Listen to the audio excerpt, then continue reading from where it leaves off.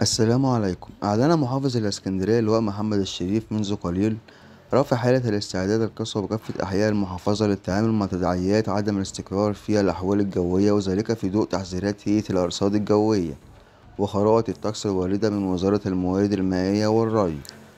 وقال محافظ الإسكندرية في بيان له إنه وفقا للبيان الصادر من توقعات الهيئة العامة للأرصاد الجوية وخرائط الطقس الواردة من وزارة الموارد المائية والري، تم تكليف شركة الصرف الصحي وكافة الجهات التنفيذية المعنية برفع حالة الاستعداد القصوى بكافة أحياء المحافظة للتعامل مع تداعيات عدم الاستقرار في الأحوال الجوية التي تتعرض لها البلاد خلال 48 ساعة القادمة. أتربة ورياح وتوقعات بسقوط أمطار.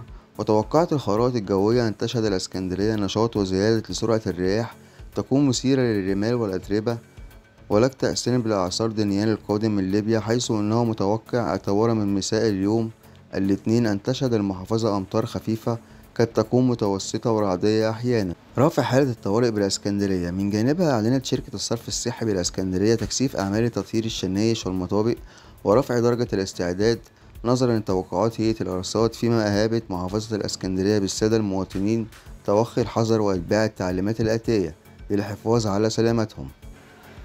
توخي الحذر في القيادة أثناء هطول الأمطار، تقليل التحرك بالسيارات لسماح سيارات رفع مياه الأمطار من التحرك بسهولة ويسر، تجنب السير بسرعات عالية بالسيارات تتعدى 60 كيلو، والحفاظ على مسافة أمان كأكبر من المعتاد، عدم الوقوف أسفل البلكونات القديمة والمتهالكة، وعدم الوقوف السيارات على شنايش الأمطار، وعدم ركن السيارات تحت الأشجار أو في أماكن احتمال سقوط الأشجار. بس يا جماعة دي تحذيرات مهمة من محافظ الإسكندرية أنا حبيت أقولها لحضراتكم، يعني ربنا يسترها يا جماعة الأيام القادمة، يعني زلزال في المغرب وإعصار في ليبيا، يعني ربنا يستر ربنا يلطف فينا. الواحد كان بيشوف الحاجات دي وبيسمع عنها في البلاد الأوروبية، دلوقتي بتحصل في البلاد العربية يا جماعة، يعني ربنا يستر ويحفظ مصر يا رب.